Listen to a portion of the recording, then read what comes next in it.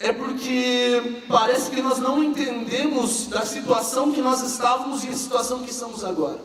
Sabe? Pense comigo agora. Se nós tivéssemos até amanhã, estávamos todos condenados. Amanhã todos nós vamos morrer enforcados. Estamos condenados e vamos morrer enforcados. Qual seria a nossa atitude? De estar muito triste. Sim? Correto? Se todos nós, semana que vem, estamos com uma doença fatal, e na segunda-feira que vem, todos nós vamos morrer. É uma doença, é uma situação muito triste. Gente, mas era esse o sentimento que nós tínhamos antes de Jesus Cristo. Nós estávamos todos condenados à morte eterna. Todos condenados. Jesus Cristo veio, nos salvou, mas parece que a gente não entendeu. Porque se nós entendêssemos o que é a salvação, o que isso gerou na minha vida, eu poderia contar essa verdade para outras pessoas. Porque Ele amou o mundo de tal maneira, Ele amou o mundo. Ele não amou somente a gente, Ele amou o mundo. E às vezes a gente fica... Vocês conhecem o antídoto para o pecado? Não existe, assim, eu não conheço uma vacina para o pecado, umas gotinhas, um comprimido. Não existe.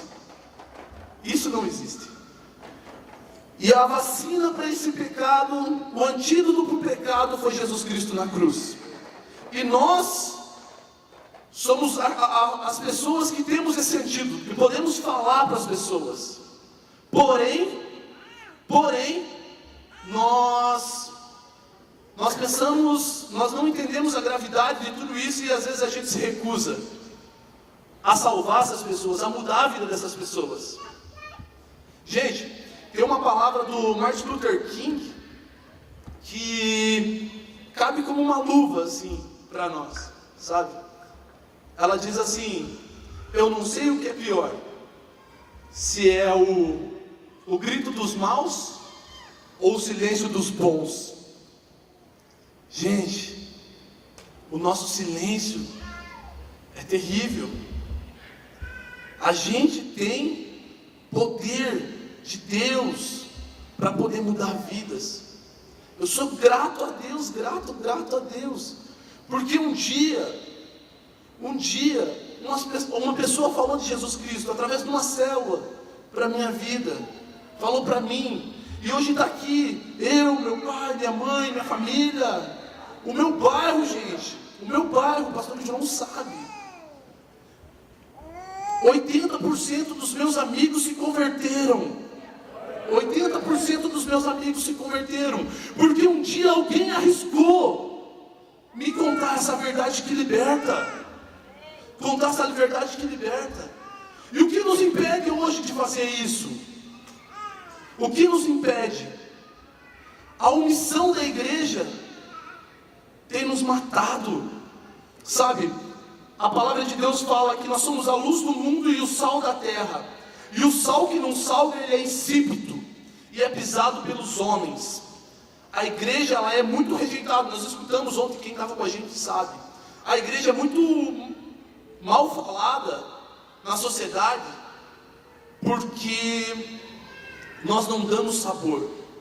O sal que não tem sabor, a palavra insípido, não tem sabor, não serve para nada e é descartado, é pisado. Nós somos pisados porque nós não temos dado sabor. Eu falei ontem no curso de evangelismo que pense a cidade de Curitiba como uma panela de arroz. É muito arroz, não é? As mulheres que cozinham, é muito arroz, não é? E cada cristão dessa cidade é uma pitada de sal. Ela é uma pitadinha de sal. Você acha que se tiver meia dúzia de pessoas numa panela de arroz do tamanho da cidade de Curitiba, nós vamos dar algum sabor? Não vamos. Não vamos. Não vamos dar sabor nenhum. Gente, mas se eu estou dando sabor, o pastor Odilon está dando, a Juliana, a Rebeca, o pastor Osni, e cada um de nós aqui, a cidade de Curitiba conhecerá o sabor de Jesus Cristo. A cidade de Curitiba conhecerá o sabor de Jesus Cristo. Sabe um dos aspectos do sal? que é muito interessante. Muitos não querem sair daqui. Aqui é o saleiro de Jesus. Porque quando você vai lá e joga o sal no arroz, o que acontece? Vocês conseguem dar uma colherada assim, e falar, ó, achei um grão de sal aqui. Não, porque o sal some, o sal desaparece. Gente, quando nós entendemos essa responsabilidade, nós vamos sumir. Nós vamos sumir, mas vai aparecer o sabor de Jesus Cristo. E isso é o nosso propósito. Esse é o nosso verdadeiro propósito, gente. Nós precisamos sumir para que Jesus apareça em nós, para que Jesus conheça as nossas vidas. Amém? Gente, eu não sei se vocês foi assim também. Mas depois da palavra amém, quando você é novo convertido, a outra é avivamento que você ouve falar. Concorda? A palavra avivamento é uma palavra muito comum em nosso meio. Muito comum. É avivamento para lá, avivamento para cá, avivamento da Rua Azusa, ao avivamento da geração milenária, avivamento. E a gente tem orado pelo avivamento e tudo mais. Mas eu fui estudar a palavra avivamento. Avivamento, ela remete à palavra acordar, despertar ou trazer a vida. Gente, só desperta quem está dormindo. Se de fato nós temos clamado por um avivamento na nossa geração, estamos dormindo ou mortos. Estamos dormindo ou mortos.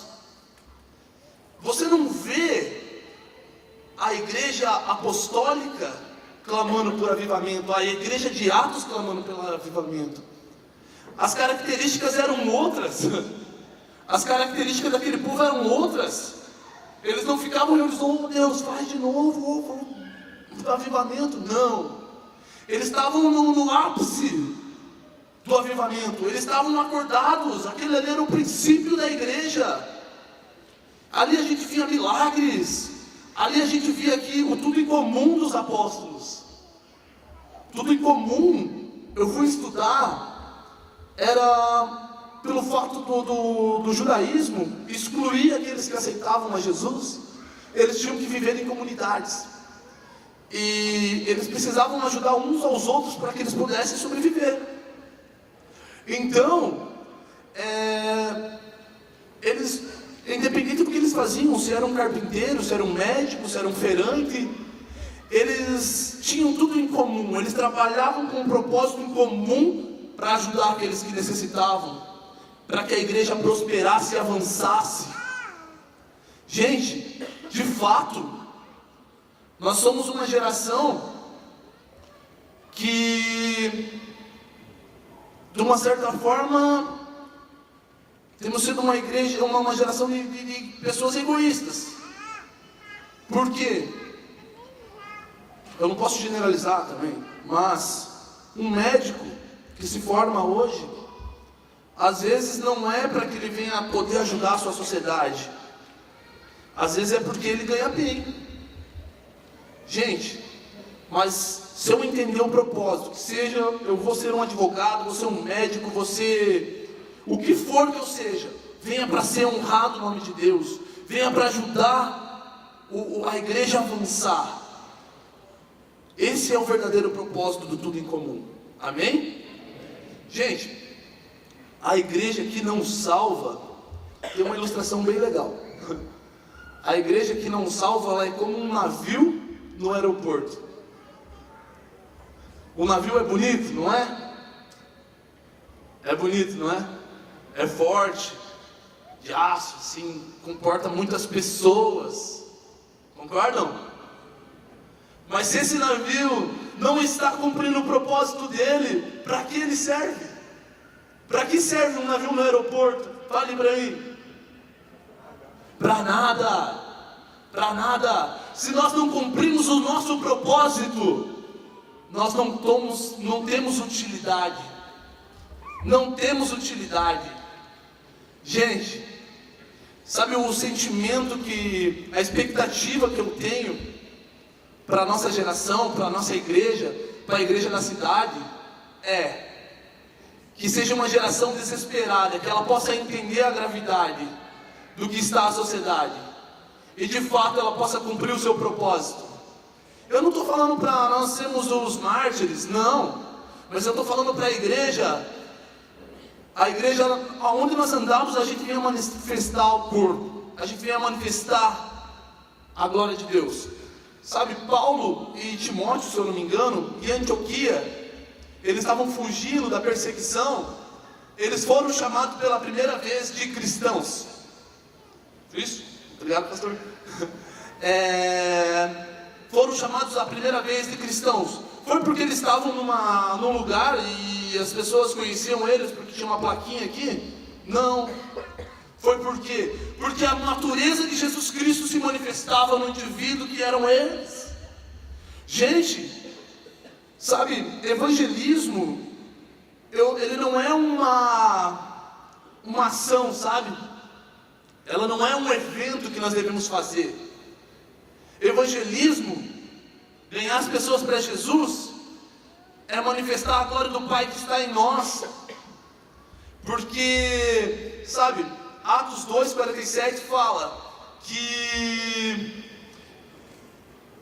os discípulos ganhavam o conceito da comunidade e dia após dia Deus acrescentava os que eram salvos.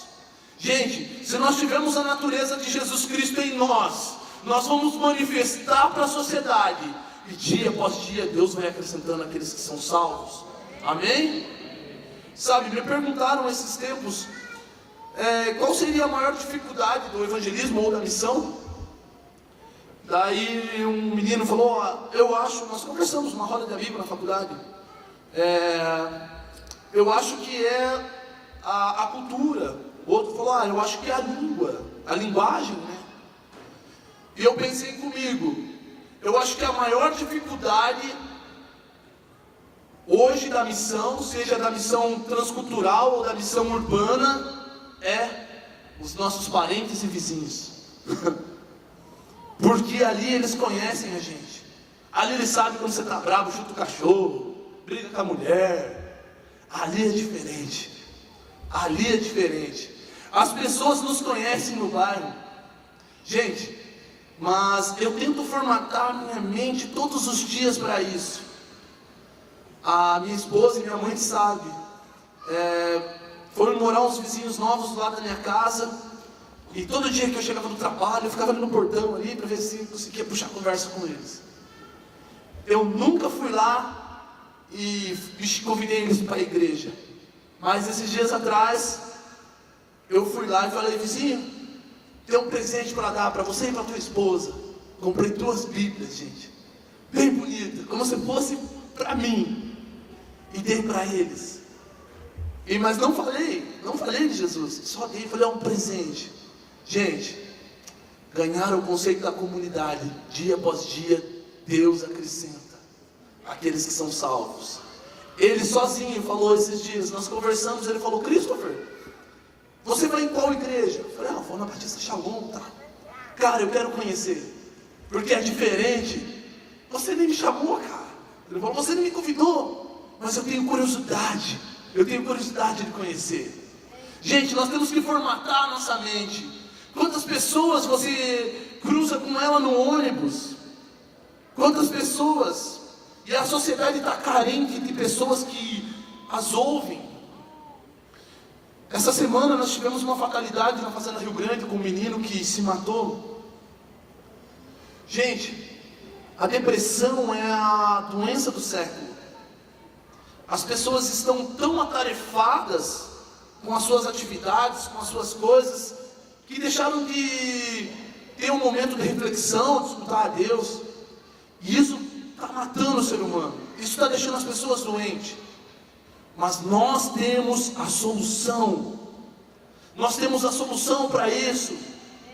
A vida das pessoas pode estar triste, a pessoa pode estar derrotada, mas nós podemos falar que o sofrimento do tempo oportuno não se compara com a glória de há de vir, não se compara com a glória que há de ser revelada em nós. Gente, essa é a esperança que nós temos que passar para a sociedade. Eu não sei, não pense que a nossa vida é fácil. Eu não estou dizendo isso, que nós vamos viver animados e tal, pregando o Evangelho.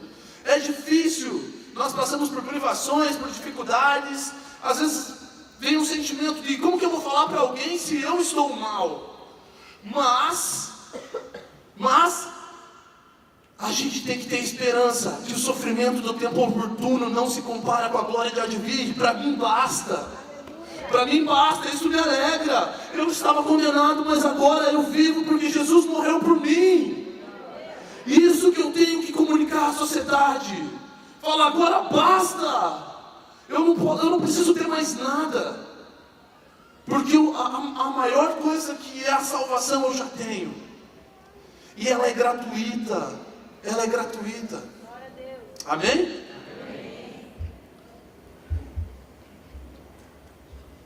Gente, se tratando de propósitos, eu queria falar de 2 homens que foram chamados com um propósito, assim como todos nós temos um propósito.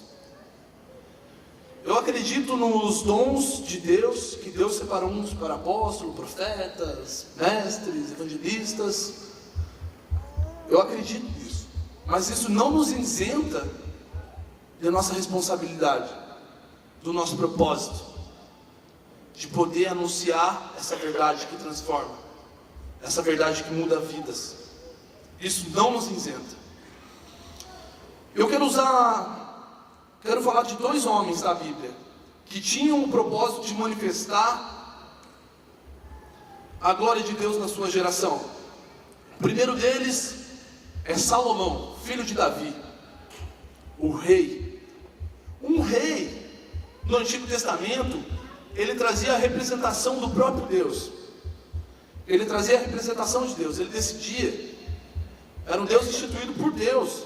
Era um rei instituído por Deus. Então ele trazia a representação de Jesus não, mas de Deus.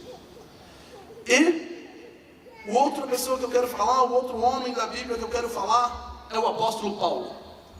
O apóstolo Paulo era um fariseu muito bem sucedido na sua, não sei se eu posso falar profissão, mas naquilo que ele fazia, né?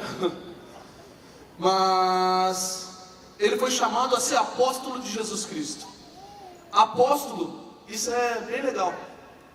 Apóstolo quer dizer mensageiro, sabe? Olha o aspecto de mensageiro. Se existia um rei que precisava levar uma mensagem no terminal do Carmo, então eu vinha com meu anel de rei, selava a carta e falava para o apóstolo, o mensageiro, leve para mim no terminal do Carmo. E esse apóstolo ia levar a mensagem. Sabe uma das coisas que mata uma charada aqui sobre a questão apostólica? Que o apóstolo, quando ele passava, ele supondo que chegou no terminal, no quartel do Boqueirão, ali ele cansou, não conseguiu chegar no Carmo. Ele vai chegar para uma outra pessoa e vai dar essa carta. A outra pessoa que vai levar até o destino já não é mais apóstolo, porque apóstolo é o enviado, que é o primeiro. Que o rei determinou que ele é apóstolo. Quem levou daí para frente já não é. Nós vemos isso na morte de Judas, que era apóstolo. Matias foi chamado e já não era apóstolo. Muito legal, né? Aí nós matamos a charada sobre o apostolado.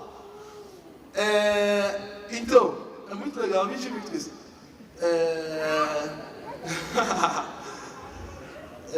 Então, gente, Paulo era apóstolo do Senhor, o mensageiro de Deus, aquele que levava a boa notícia. Paulo tinha um propósito de vida.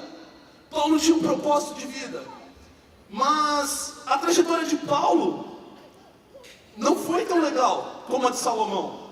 Salomão foi um homem escolhido por Deus para manifestar a glória de Deus, ensinado por Davi, o homem segundo o coração de Deus. Ele era um dos homens mais sábios da época. Salomão foi um homem que conseguiu diversas terras, teve diversas mulheres, na época podia. Vamos lembrar, né? Não pode mais. E ele foi um cara que ele conseguiu tudo o que ele precisava. Tudo o que ele sonhou, ele construiu.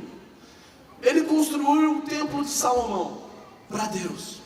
Mas sabe uma das coisas que eu penso?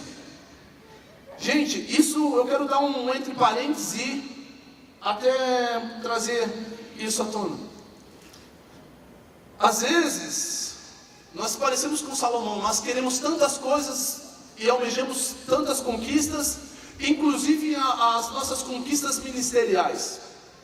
Inclusive as conquistas ministeriais.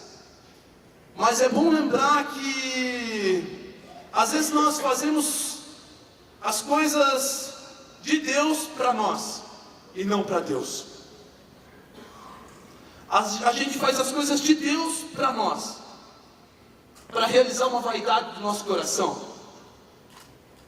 Para realizar uma vaidade do coração. Gente, eu já me deparei com isso, de estar fazendo, correndo que nem um louco e tal, para fazer as coisas de Deus, mas na verdade era uma meta estabelecida por mim no meu coração. E quando eu parei para pensar, parei para refletir, eu falei assim, cara, eu estou fazendo as coisas para Deus, sem Deus. Porque eu estava naquela correria, fazendo, e vamos lá, e estamos conquistando, mas a minha vida com Deus já não estava tão boa. Eu já não estava mais escutando a voz de Deus. Eu já não estava mais chorando na presença de Deus. E isso nós temos que tomar um cuidado. Porque não adianta nada fazer para Deus e não ter Deus. Se distanciar de Deus. Não escutar, não orar. Não sentir Deus na nossa vida. Aí em vão. E Salomão fez isso. Paulo tinha um propósito de chegar, pregar aos gregos. A vida de Paulo, ele sofreu muito com esse propósito. Ele entrava na cidade, ó a trajetória de Paulo. Entrava na cidade, ia na sinagoga, da sinagoga, cadeia e açoite. A vida de Paulo, sinagoga, cidade, sinagoga, cadeia e açoite. Gente, eu não sei qual que é o meu tempo, mas incrível que o final da vida dos dois é muito interessante. Em Eclesiastes, queria que vocês abrissem a Bíblia comigo em Eclesiastes, capítulo 1, do versículo 2 e 3, que diz assim: palavra do pregador, filho de Davi, rei de Jerusalém, vaidade das vaidades, diz o pregador, vaidade das vaidades, tudo é vaidade. O livro de Eclesiastes é um livro de um velho rei sem Deus, dizendo que tudo é vaidade. Ele lutou, ele foi lá, viveu a vida inteira dele, conquistando as coisas, mas no final da vida dele, ele se depara um velho, eu imagino um velho queixoso, um velho sentado na sua cama, pensando em tudo que ele fez lá atrás, e falando assim, é vaidade. Tudo isso que eu fiz, tudo isso que eu conquistei é vaidade do meu coração. É a vaidade do meu coração. Gente, eu quero ler também o final da vida do apóstolo Paulo, que está lá em 2 Timóteo, capítulo 4, versículo 7. Timóteo às vezes não estava numa situação tão favorável. As últimas palavras de Paulo, as últimas palavras de Paulo foram de dentro de uma cadeia, faltando poucos dias para ele ser executado e morrer. Mas olha a palavra que Paulo deixa: combati o bom combate, completei a carreira e guardei a fé. Gente, sabe uma das coisas que a diferença daquele que vive para o propósito de Deus e o que não vive? Paulo, parece que ele termina a vida dele, apesar de não ser uma vida tão boa, ele não está num palácio como Salomão, mas a vida de Paulo, ele está numa cadeia prestes a morrer, a ser executado. Parece que ele tem um ar de satisfação, falando assim: eu completei a carreira, eu terminei a carreira, eu combati o bom combate e eu guardei a fé. Quando fala guardei a fé, ele está falando assim: eu continuo acreditando naquele que está lá em cima. Eu continuo acreditando em Deus. Eu guardei a fé. Eu guardei as promessas. Paulo era um homem que vivia segundo as coisas de Deus e não da terra.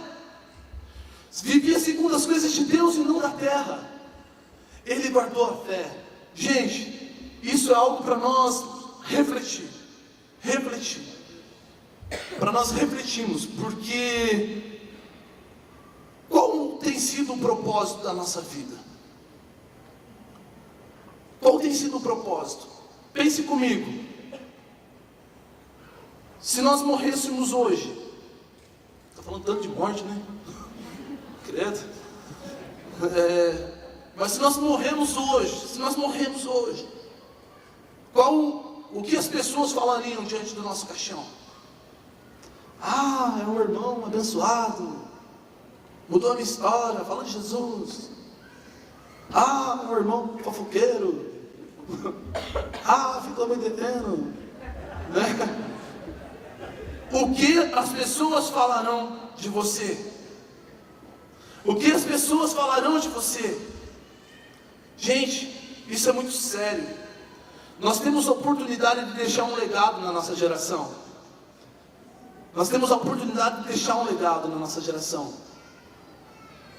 Tudo depende do que nós vamos fazer hoje, do que nós vamos fazer amanhã. Tudo depende de nós. A gente pode deixar. Sabe, esses dias eu parei para pensar. Se a Igreja Batista Shalom saísse daqui, não existisse mais, qual seria a repercussão na comunidade que está aqui ao redor? Qual seria a repercussão? Será que as pessoas sentiriam a nossa falta? Será que as pessoas sentiriam a nossa falta aqui? Agora tá, vamos jogar para nossa casa. Se você se mudar hoje, será que as pessoas vão sentir a tua falta? Será que as pessoas vão pensar o quê? Fez diferença? Ele está aqui ou não está? É a mesma coisa? Gente, isso é algo a ser pensado. Eu espero que os meus vizinhos, quando eu se mude, eu estou para se mudar. Eu vou mudar para a Fazenda Rio Grande. Eu espero que os meus vizinhos sintam as minhas faltas.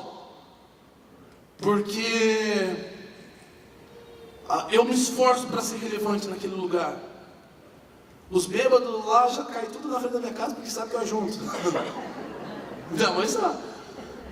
Ou estão lá dentro, né, de casa. Mas, gente, nós precisamos entender o propósito. A nossa comunidade precisa de nós. A nossa comunidade, a nossa cidade, o nosso trabalho precisa de nós. Nós precisamos entender isso como um propósito. Gente, e sabe, isso é como algo muito bom, sabe? O que eu posso dizer? Tipo, quando você come um sanduíche muito bom, assim, ali da esquina, ali, você vai chegar, falar pro teu irmão do teu lado ali, vai chegar no teu serviço, cara, eu comi um cachorro quente ali, muito bom. E as pessoas vão ficar com vontade, não vão? Quem já passou por isso? As mulheres, fui na manicure, fiz esse negócio lá. Muito bom, muito bom, muito bom, muito bom. Elas vão indicar, tudo que é bom nós indicamos. Mas, de fato, será que nós acreditamos que Jesus é bom de tal forma que nós podemos falar? É a mesma coisa com as pessoas apaixonadas. Quando a pessoa está apaixonada pela sua esposa, pelo seu filho, fala, eu sou apaixonado por ele. Você quer ver? Casal quando começa a namorar. Você perdeu o amigo, ele só fala da namorada. Mano, porque ela é legal, você não consegue conversar. Né? Então, isso acontece. Aquele que ama, ele vai transmitir. Amém, queridos? Eu queria encerrar falando sobre o extremo dos propósitos. Essa pessoa é uma inspiração, é um dos homens da Bíblia, depois de Jesus, que me inspira demais. João Batista. João Batista, ele foi ao extremo do propósito. João Batista, ele era filho de um sacerdote, Zacarias. Ele era filho de Zacarias e ele tinha direito a ser um sacerdote. Ele tinha direito a comer a comida do sacerdote. Ele tinha direito a tantas coisas. Mas ele entendeu o propósito. Qual que era o propósito de João Batista? Anunciar a vinda de Jesus Cristo. João Batista, ele foi até o fim, ele morreu pelo propósito. Olha que João Batista teve que abrir mão para cumprir o propósito. Ele perdeu o peitoral sacerdotal. Ele era de uma linhagem de sacerdote, ele tinha o direito de ser um sacerdote. Mas João Batista renunciou isso. João Batista morava no deserto. Sabe por que ele vestia pelos de camelo? Porque ele já não podia vestir uma roupa de sacerdote. Sabe por que João Batista morava no deserto? Porque João Batista, ele tinha se abdicado de viver como um sacerdote. Ele já não estava mais no templo. Sabe por que João Batista comia os gafanhotos? Porque ele não podia comer. Ele foi tirado os recursos de João Batista. Ele já não podia comer a coxa direita do sacerdote, que era devido do sacerdote. Mas gente, sem estrutura, sem um encargo, sem recursos, independente de onde João Batista estava, Deus enviava aqueles que precisavam ouvir. As pessoas iam até o deserto para escutar João Batista. Gente, e João Batista, ele morreu pregando, ele morreu anunciando a vinda de Jesus Cristo. Ele foi até o fim, ele não renunciou, mesmo que fosse difícil, mesmo que ele tivesse que renunciar a tantas coisas, ele foi até o fim com o seu propósito. Mas a Bíblia fala que não existe homem nascido de mulher que é mais importante do que João Batista. Não existe homem nascido de mulher que é maior do que João Batista. Gente, queria terminar orando com vocês. Nós precisamos morrer pelo nosso propósito. Nós precisamos, não estou falando de se sacrificar, mas nós temos que lutar por aquilo que nós acreditamos. Gente,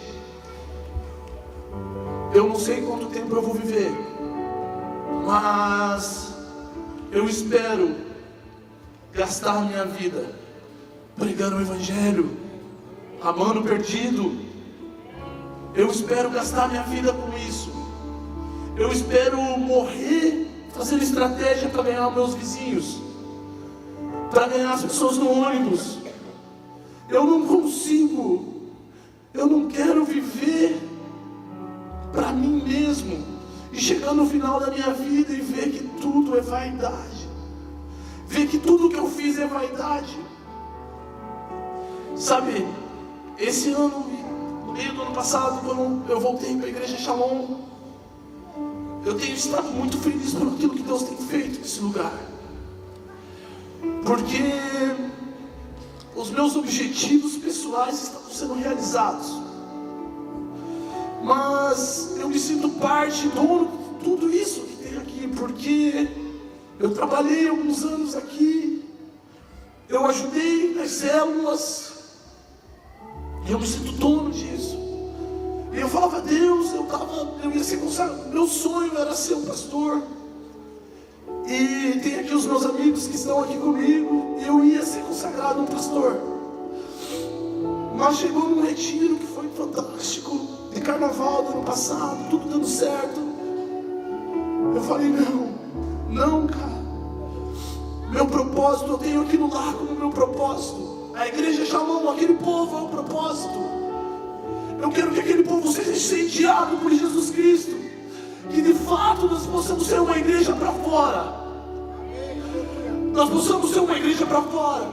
Eu sempre falo para o Ministério do Evangelismo, mais do que fazer algo lá fora, eu quero incendiar vocês que estão dentro. Eu quero compartilhar aquilo que Deus tem colocado no meu coração.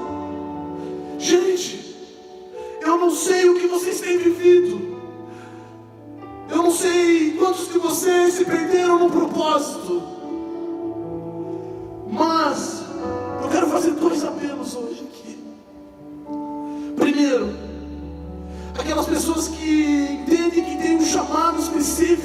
propósito determinado por Deus e muitas vezes desistiram. Eu quero que venha aqui na frente. Se perderam. Nós queremos orar. Mas eu também quero orar por aquelas pessoas que às vezes não conhecem Jesus Cristo e não tem um propósito de vida, não tem um propósito. Às vezes vivem sem rumo. Eu também quero orar por essas pessoas, porque Jesus Cristo tem um propósito de vida. Jesus Cristo tem um propósito de vida. Queridos, nós precisamos disso. Amém? Senhor Deus Pai, em nome de Jesus, Pai. Pai, nós se colocamos, Pai, como igreja nessa noite, Pai, aclamar o Teu nome, Pai. Pai, pedindo sobre essas pessoas, Pai. Eu não sei o que eles têm vivido, eu não sei o que eles fizeram, Pai, mas o Senhor conhece todos os nossos caminhos, os nossos propósitos, Pai. Pai, eu não sei o que o Senhor tem chamado, Pai, mas eu oro, Senhor, nessa noite, para que o Senhor, Pai, traga, Pai, o empoderamento dos céus para essas pessoas, Pai. Pai, para que nós possamos ser incendiados pelo Teu fogo, sermos tomados pelo Teu amor, Pai, e tocados, Pai, a mudar essa nação, a mudar essa cidade, Pai. Em nome de Jesus Cristo, Pai, eu oro, Pai, para que esse propósito venha ser tão forte, Pai, venha ser tão forte na vida dos meus irmãos, que eles venham se confundir, eles não venham dizer que tem um ministério, porque eles são o ministério, eles são o ministério do Senhor, eles são o ministério do Senhor. Espírito Santo de Deus, eu também oro, Pai, eu oro, Pai, para os meus irmãos, Pai, que não conhecem ao Senhor, que não conhecem ao Senhor, que não têm um propósito de vida, assim como eu não tinha, Pai, mas eu oro para que o Senhor, Pai, venha